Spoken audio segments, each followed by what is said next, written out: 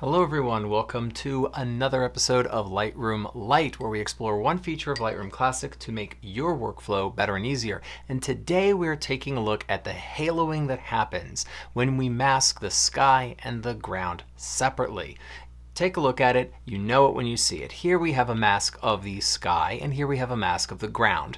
And let us say I want the ground to be brighter, so I find the mask of the ground and I brighten it, and wouldn't you know it, we get this ugly halo line right there where the mask of the sky meets the ground, right there. And you see this happen in landscape editing all the time. So the question is, how do we deal with it? That's what we're going to talk about today.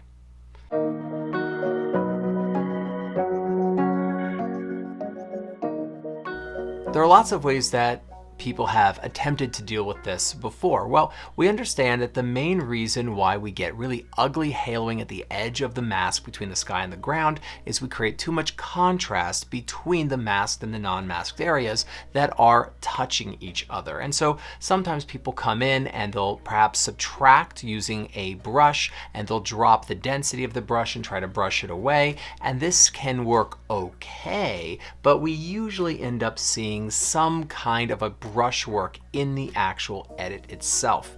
Well, that's not all that great. And in fact, there is a way that blends way better, but to do it, we need to understand intersecting masks.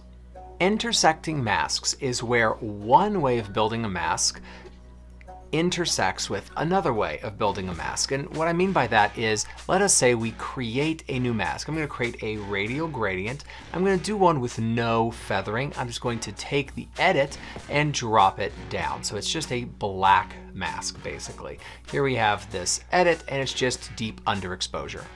And what I want to do is create another way of building a mask, a whole other way. And then the end result, the end mask, will only exist where those two methods intersect. So instead of adding to or subtracting from my mask, I'm going to click the three dots, intersect the mask with, and I'm going to choose a brush. When I look at the brush, the size is fine for our purposes. The flow, I'm going to put it 100%. And I'm just going to start to brush, and it looks like nothing happens. But as soon as my brush work comes over the other mask, all of a sudden I have a region. And the only place this mask exists is where those two methods, a radial gradient and brushwork, intersect. Okay, so now that we understand that, we can take a look at how we're going to work with our ground edit. The answer to our question is going to be to intersect the ground with a gradient, and not just any gradient, a linear gradient. So if I just intersect with linear gradient, start by clicking where I want the effect 100% and drag it up a little bit past where it ends, because the effect is still happening here, it is just dissipating. So we have below this line is 100% of the effect, and I can take this and I can bring this in and decrease the feathering range. Then I have from this line to this line, that's where it's applied mostly, and then it dissipates even more from this to the last line. So if I was to then brighten the exposure from here, all of a sudden the effect works. I'm not getting a halo where the sky meets the ground. And in fact, if I come to my sky mask and I did something very similar, perhaps dropped the exposure, I do want to note that there is this dark line that's in the original image. We can actually see it before edit, so that's not part of any haloing effect. If I come to the sky and I darken it, I can come too far and it gets weird, of course. But if I darken it a little bit and I want to make sure that none of that effect is happening, I could just take the sky, intersect the mask with a linear gradient, do the same thing. By the way, if you hold Shift while making a linear gradient, it will constrain it to 90 degrees. And I can do the same thing I was doing before. And all of a sudden, my effect works way, way, way better. And now I'm able to come in, do any kind of additional editing that I want, and create the effect I'm going for.